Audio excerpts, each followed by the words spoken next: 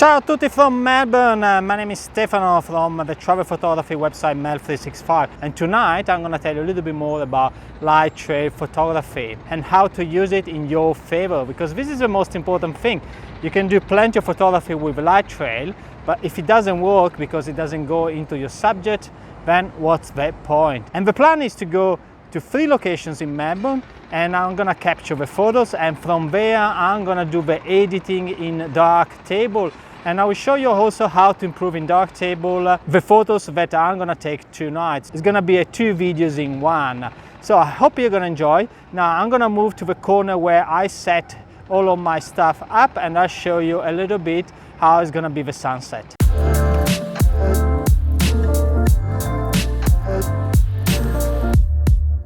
In the first location, I'm on top of a multi-level garage.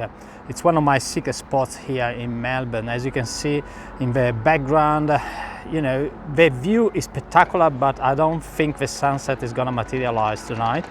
In saying that, you never know. Plus, I'm here anyway for the light trails, which is gonna happen on that street below. There's also some working in progress on the street, and I think the audio won't be perfect, but hopefully it's gonna be okay. Now let's go to the setting that I have in my camera.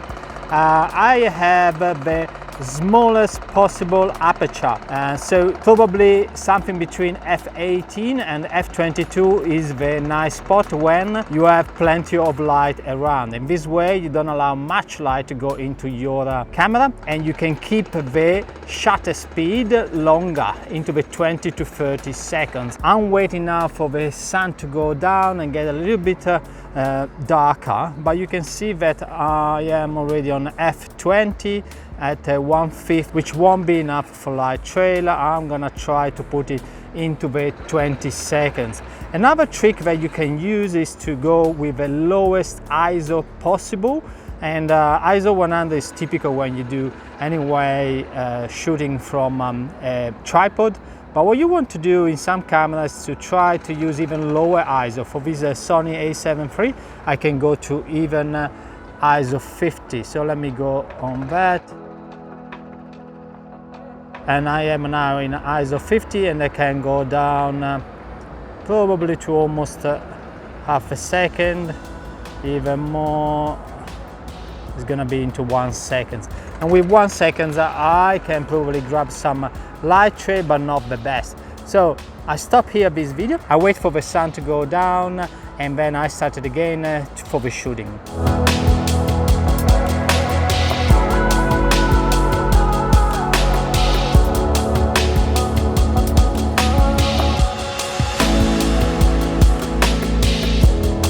And as it becomes darker and darker, I can take down this aperture to a good level. f11 is my hotspot on this lens. So let's see if I can do it. That's perfect. f11, 30 seconds.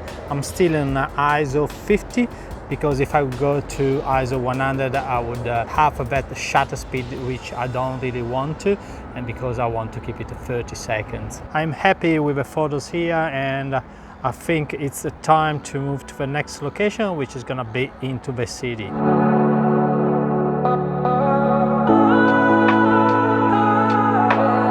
It's getting chilly tonight. You can see I'm not anymore in a t-shirt, but I wanted to stop by these iconic places in Melbourne, which is the Flinders Station. Absolutely beautiful, especially tonight with the Christmas lights. And I can show you couple of ways to do light trails, one which works very nice, and another one which missed the spot in my opinion, but let's get into it. Now this is the first photo that you can see here on the back of the camera, and you can see light trails that are going everywhere except in my subject, and I want to have a light trails working as a leading lines that go into my subject, but in this photo they don't work. So it's a good exercise for light trail, but be aware that the light trail works fine if they go actually into your subject. And now let's move to the next photo. Here it is. And you see the light trails are going into the station and behind it, but the most important thing is that the direction of the light trails are going into the facade, and that's the way it works. You can see the huge difference between this photo and the way before there was absolutely a mess of lights going everywhere. And now I would love to go to the third location where you can see more photography of light trails going into the city of Melbourne.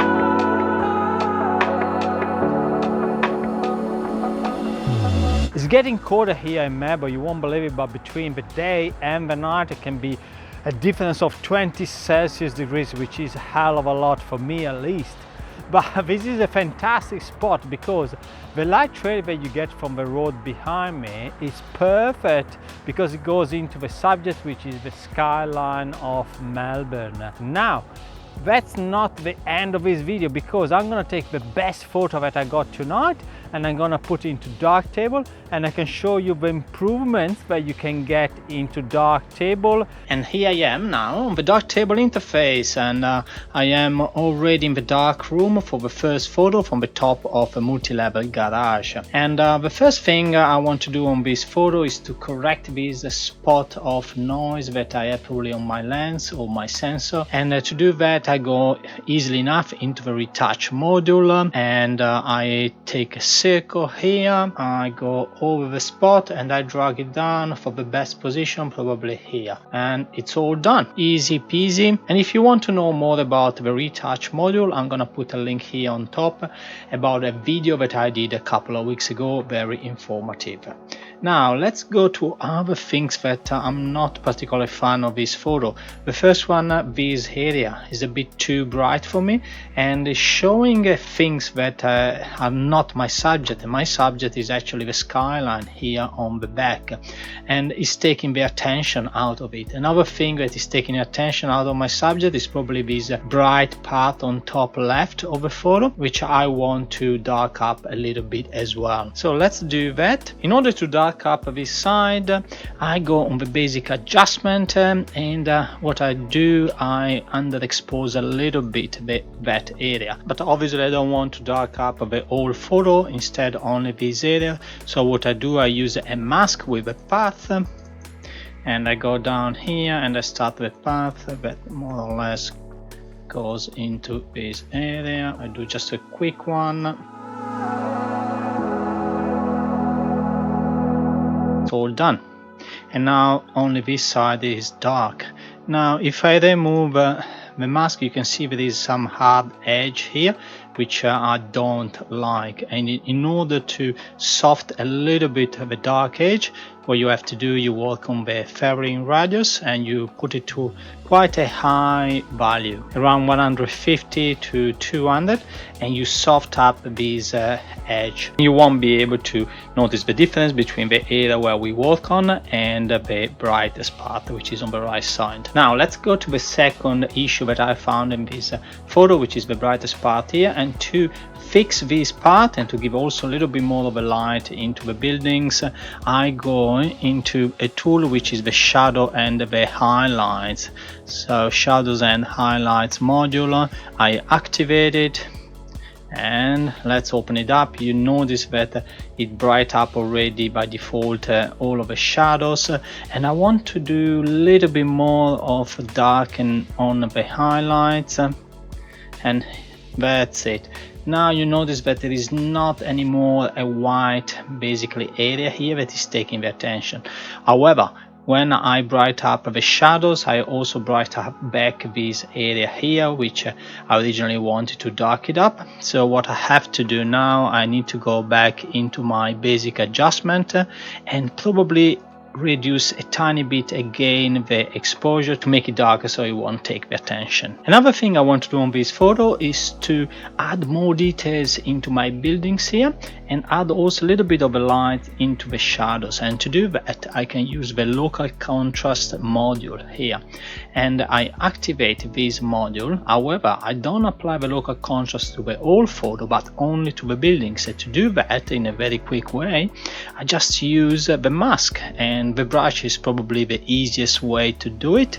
However, is not the most accurate way to do it, but just for this video I use the brush here, and I can increase the size of the brush just with the scroll button on the mouse, So this is the first one, and if I want to keep the brush for all of the buildings, I go on the brush here, I push Ctrl and click on the brush, and I'm gonna keep it for all of the changes.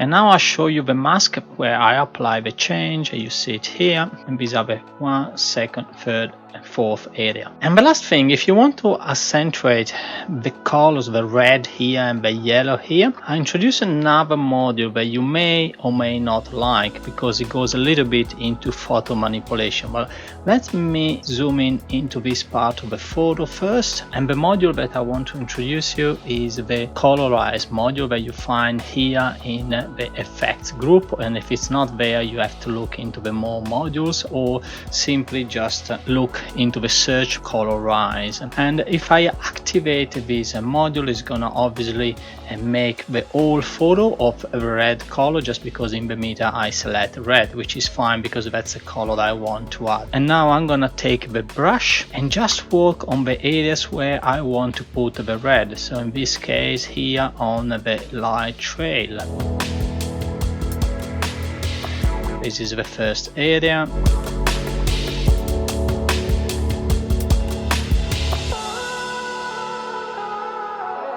I quickly take down the opacity of these masks, and a good value I found in the opacity is about 25%, which is a value that highlights the reddish that is already there, but it doesn't look too fake. And now let's go back to the original photo size, and I want to see before and after. You see there is a tiny difference, but what it does, besides the coloring, it also brightens up this area, which is perfect for capturing the eye into the photo. And I could do the same into the yellow area. And now let's do a little bit of a cleanup in the history stack and see before and after.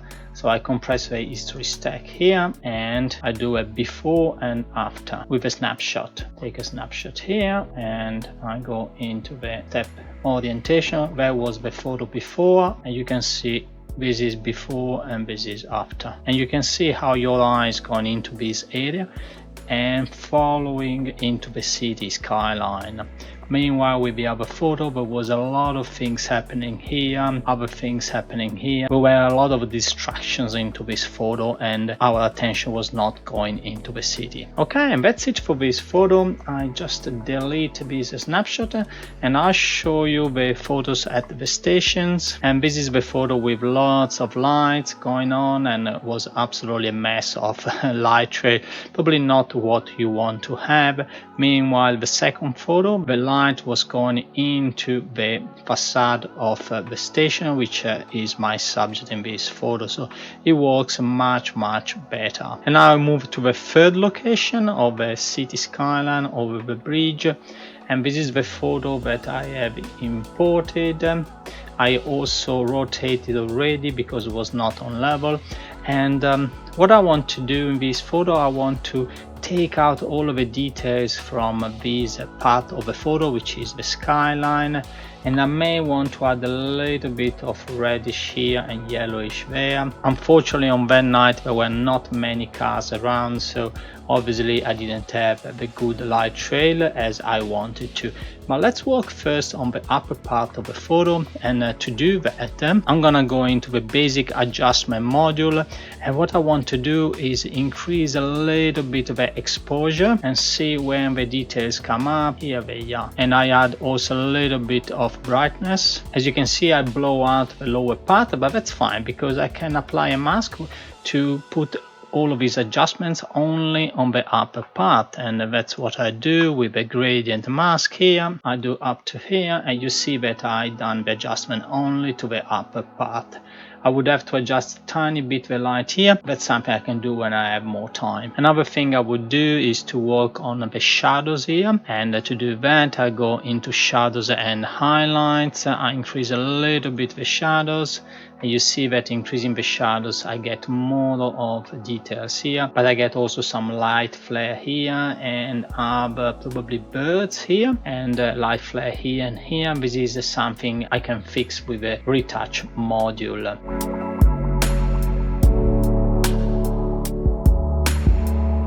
I love the detach module because it's so flexible and so quick to make the fixing of these tiny problems. And here again, a before and after.